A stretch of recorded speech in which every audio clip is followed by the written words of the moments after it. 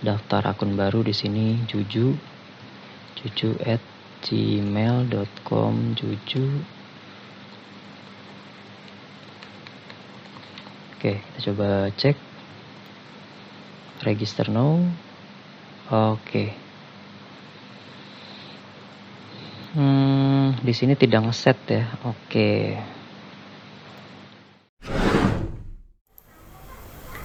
Halo, selamat malam teman-teman. Baik, ini di video terakhir ya di sprint 3 kita. Nah, kita lanjutkan dari proses yang sebelumnya ya, karena kan proses yang sebelumnya kita masih belum selesai. Nah, di sini kita akan coba melakukan register, dan dimana harapannya adalah ketika setelah register kita bisa mengirimkan username dan password ke halaman atau form login gitu ya. Nah, kita akan coba. Nah, di sini akan kita coba dahulu ya. Jadi kita akan coba register. Nah, harapannya adalah setelah register berhasil, jadi kita akan mengirimkan dua parameter gitu ya, parameter username dan password gitu ya. Oke. Ya, kita coba validasi dulu. Nah, ini ada yang belum sesuai, sebentar. Oke, kita ulang aja ya, input passwordnya.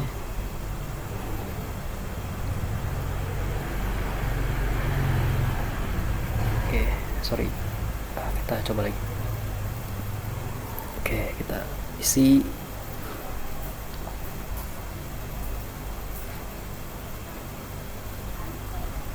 Nah, di sini bebas aja ya, karena kan kita tidak berpatokan ya, karena kita buat testing aja. Oke. Ya, pastikan di sini sudah sesuai. Kita coba register. Kita tunggu. Oke, di sini kita tidak ada respon ya dari proses registernya. Kita coba cek.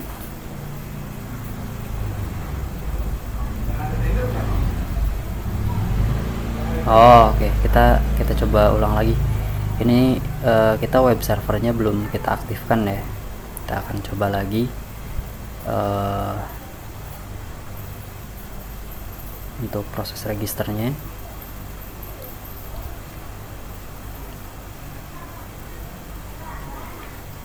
Nah,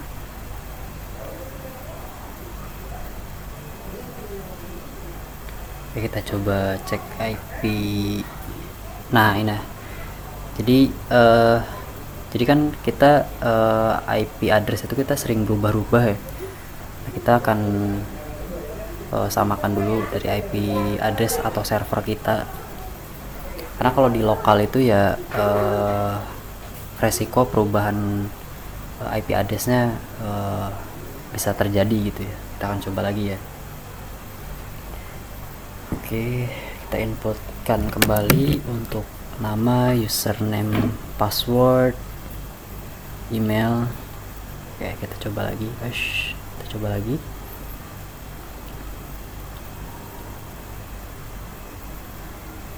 Oke, jika teman-teman ada insight untuk penambahan fitur atau ada sesuatu yang perlu dicek gitu ya, nah ini mohon insight-nya ya. Jadi kita akan coba improve bareng-bareng. Oke, kita coba lagi untuk proses registernya ya. Oke, nah di sini kurang lebih seperti ini ya. Jadi harapannya adalah ketika setelah register itu kita mengirimkan username dan passwordnya seperti itu. Jadi sehingga kita bisa langsung memproses loginnya gitu ya. Oke, nah ini sudah berhasil login, artinya proses yang kita lakukan itu sudah berhasil gitu ya. Nah, kurang lebih seperti itu. Oke, kita coba lagi ya.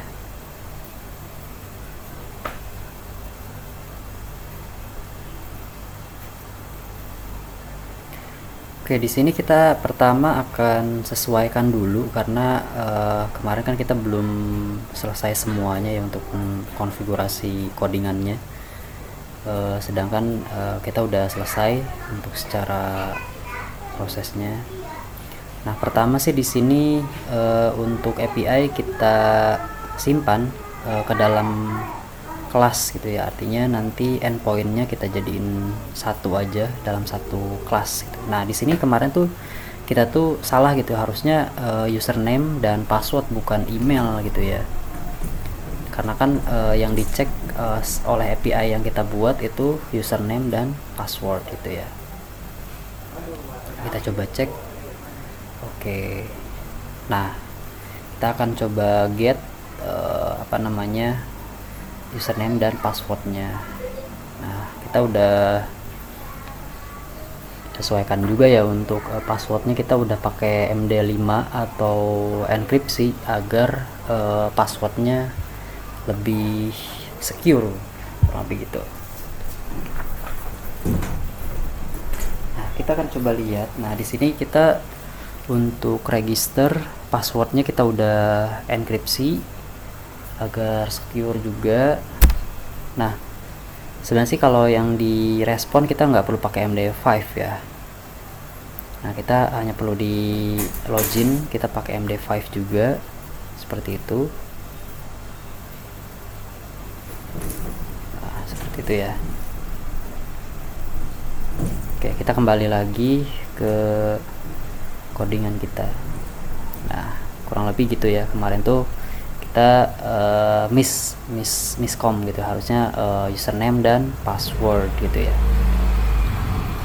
Oke, nah di sini kita udah set ke dalam preference juga. Nah, artinya kita akan ngirimin sinyal yang sudah kita buat kemarin di sini. Nah, kita tangkap untuk username dan passwordnya.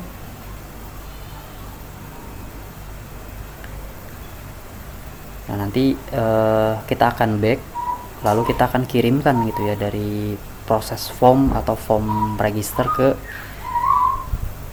halaman loginnya gitu ya. Jadi kita pakai intent bundle namanya. Oke. Nah, di sini ya untuk codingannya intent bundle. Nah, di sini kita akan mengirimkan sinyal.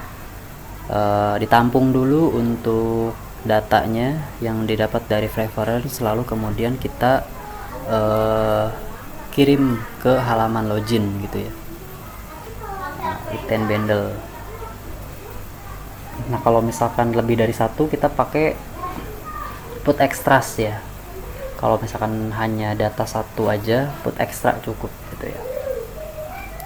Oke, nah di sini kita akan buat fungsi penangkapnya ya. Penangkapnya ini di sini kita ada get intent. Nah, kita akan cek dulu ya. Jadi kalau misalnya kita tanpa pengecekan seperti ini, aplikasi kita akan force close gitu, karena ketika awal kan kita nggak tahu ya ada intent yang dikirim atau enggak gitu ya. Dan di sini kita akan cek berdasarkan data ekstrasnya gitu ya, ada datanya atau nul gitu ya datanya. Nah, kalau misalkan bukan sama dengan nul, nah kita akan get datanya gitu ya. Lalu kita set datanya ke dalam field username dan password, kurang lebih gitu. Nah, seperti ini ya teman-teman ya. Nah, langsung di set ke dalam field gitu ya, otomatis.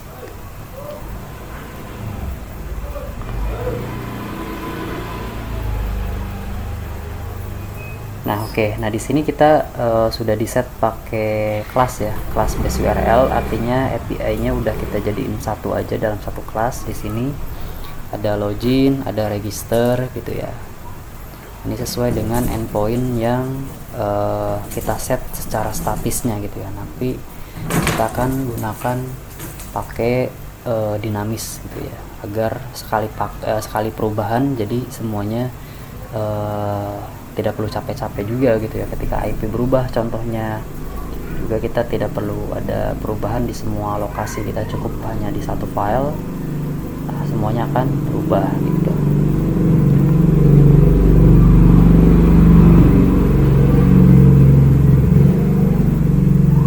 Nah, kita coba paste aja ya di sini. Nah, make sure ya teman-teman dicek juga ya untuk IP address-nya.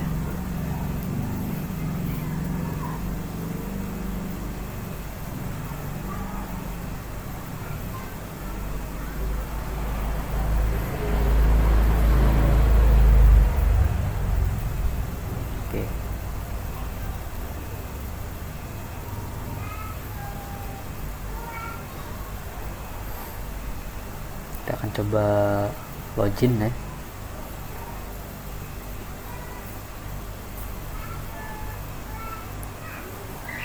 Oke, ini sudah berhasil ya untuk loginnya.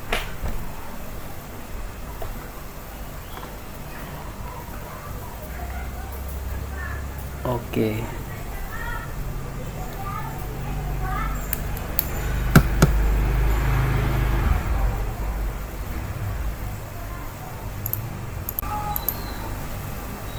Oke.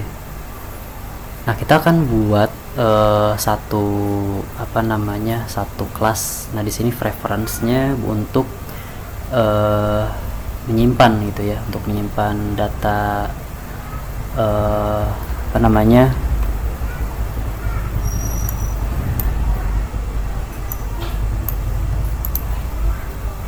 Nah, di sini untuk untuk login ya. Jadi ini untuk menyimpan sesi sih sebenarnya ya. Nah, kita akan kasih nama aja session login. Oke, di sini kita cukup dua data aja sih, status session loginnya, lalu kemudian kita get gitu ya datanya, aktif atau sudah logout gitu ya. Nah, kita akan coba buat aja ya di sini untuk preference-nya. Karena untuk yang saat ini setelah login tuh masih ketika buka tutup aplikasi masih mengarah ke halaman login gitu ya. Oke, tinggal diikuti aja ya teman-teman ya.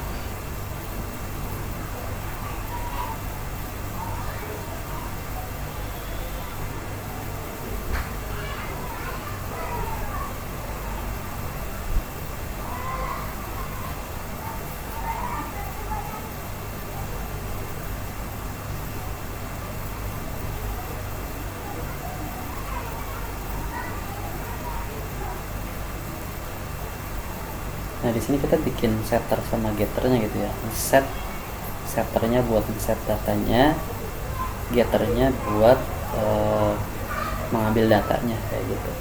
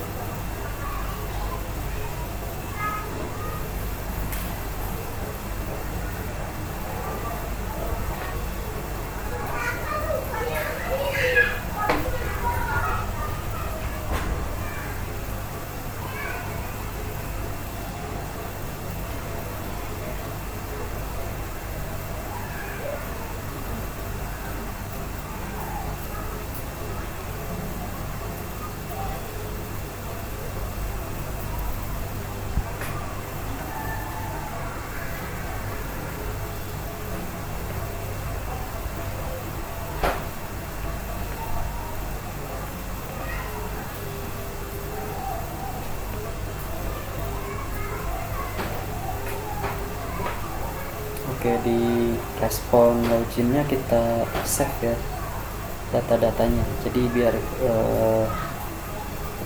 ketika proses login berhasil, kita set status dari sessionnya gitu ya. Jadi agar ketika buka tutup aplikasi setelah login itu balik lagi ke halaman homepage gitu ya, atau ke halaman home atau dashboard.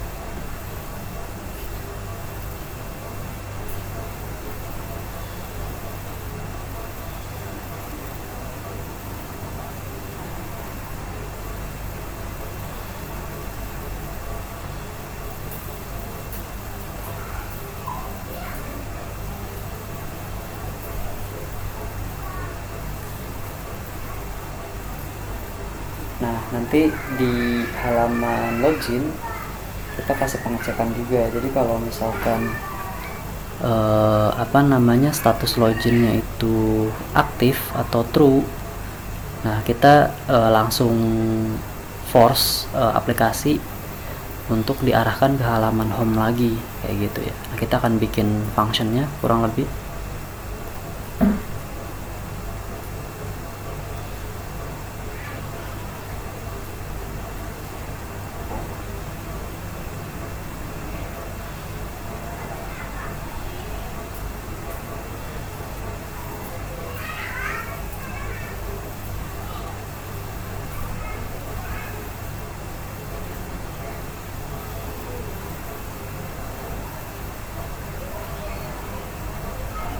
Kita akan coba ya di sini apakah berhasil atau belum.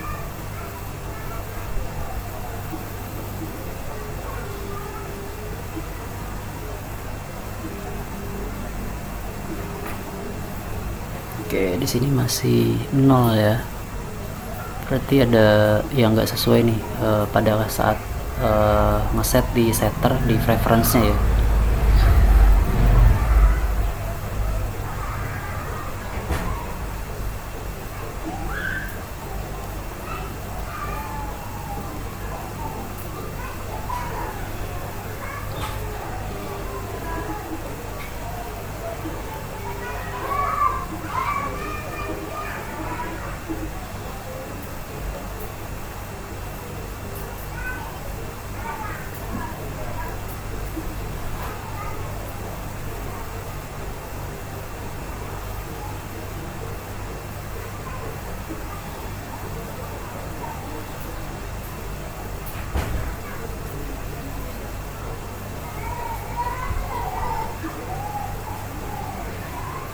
Kita force dengan intent aja gitu ya.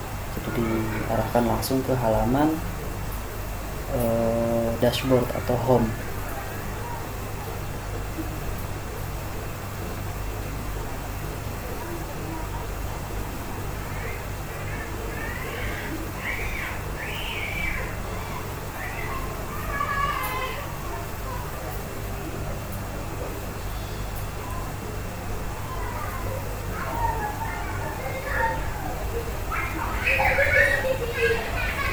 Kita akan coba aja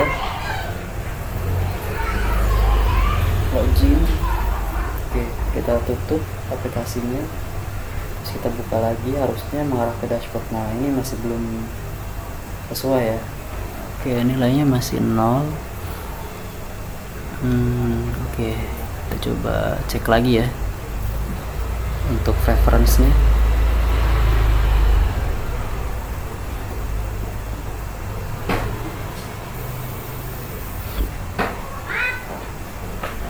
Ikuti aja ya teman-teman ya untuk codingannya ya.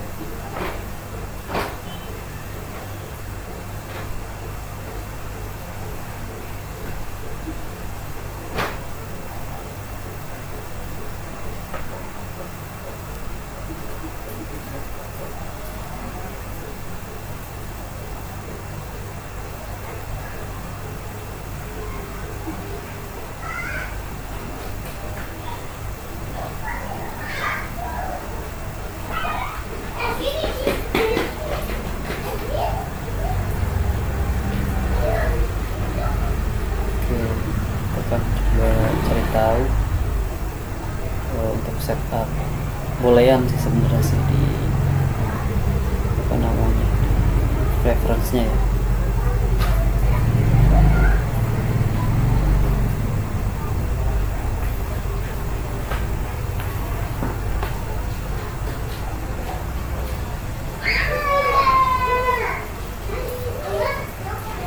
Kita coba pakai string ya untuk variabelnya.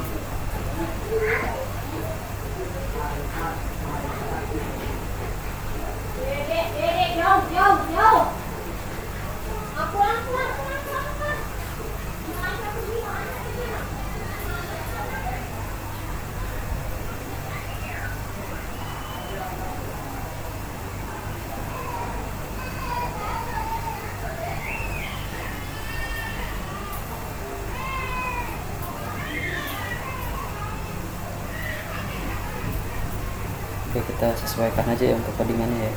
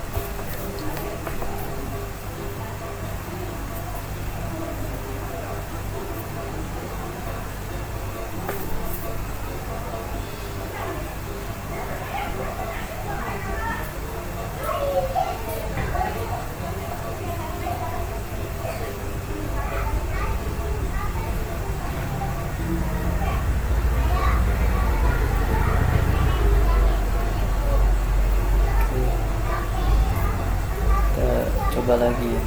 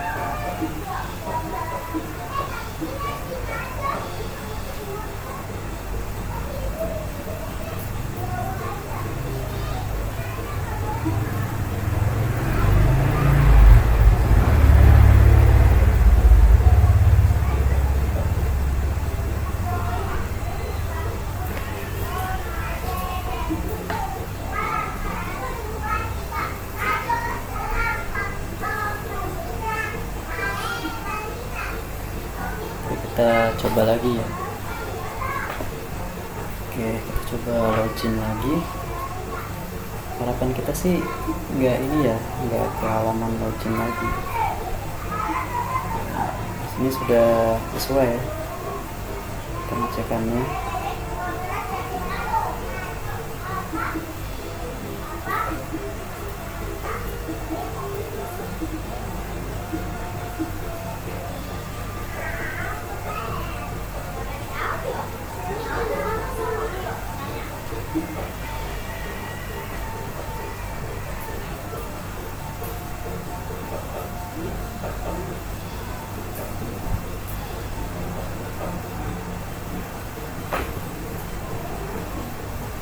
Oke, di sini kita bikin tombol logout ya buat melogout session pada aplikasi kita.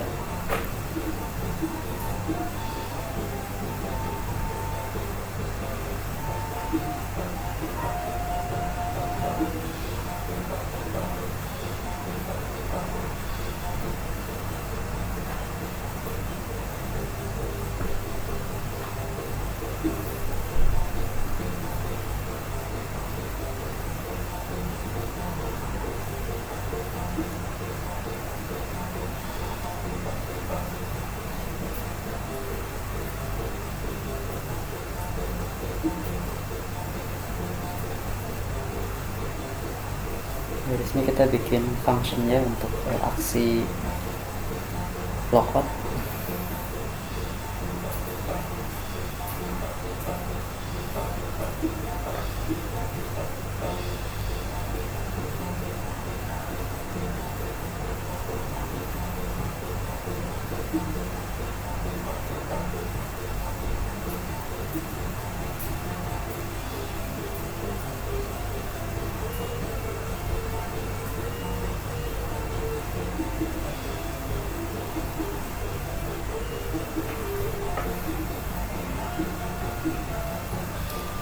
Oke, di sini kita setelah menutup sessionnya, kita arahkan lagi ke halaman login gitu ya. Nah, di sini kita tidak perlu pakai konteks. Oke, kita ulang lagi.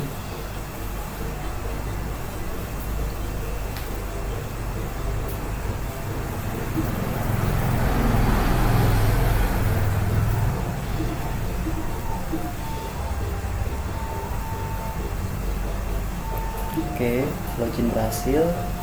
Coba tutup, make sure bahwa dia masih ada di halaman dashboard. Oke, berhasil. Kita logout, kita tutup, kita buka lagi, harusnya ke halaman login. Nah, oke, sudah berhasil ya untuk proses login, register, terus kemudian logout itu udah berhasil. Nah, di sini kalau misalkan salah ya, ini kita munculkan untuk message-nya juga kayak gitu. Oke, kurang lebih untuk update kita di video atau pertemuan hari ini kurang lebih seperti itu ya, rangkumannya.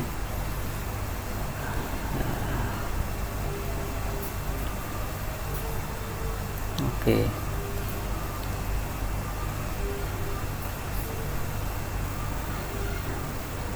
Nah, nanti kita akan masuk ke sprint 4 ya. Namun untuk yang register dan login kita udah berhasil. Artinya di sprint 3 ini sebuah penutupan ya untuk proses sprint 3 semuanya sudah selesai. Nah, di sini juga kita udah sesuaikan semuanya dari kebutuhan untuk sessionnya, terus kemudian proses login, register dan sebagainya itu udah sesuai ya. Nah, ini kita udah punya patokannya atau tag session untuk login dan logoutnya gitu ya. Baik, untuk pertemuan di video kali ini seperti itu ya. Untuk di sprint 3 ini paling untuk throwback ke sprint 3 ke belakang, paling kita minta bantu insight lagi ke teman-teman, kira-kira kita menambahkan fitur apa saja ya di aplikasi kita nanti agar lebih maksimal gitu ya. Oke. Nah, paling untuk diintegrasi desain sprint 4 nanti kita akan ke halaman dashboard ya, di layouting untuk dashboardnya, lalu penampilan datanya. Nah, ini kita untuk desainnya kita coba cek ya. Nah, kurang lebih gini ya untuk desainnya di dashboard. Kita ada menu, terus kemudian ada list income dan outcome-nya juga gitu ya, pemasukan dan pengeluaran juga, ada data user di depannya, terus ada versinya kayak gitu ya. Nah, kurang lebih seperti itu. Kita juga bisa ngelihat lah detail dari datanya kurang lebih gitu ya. Untuk overview kita masuk ke sprint 4 nya seperti itu.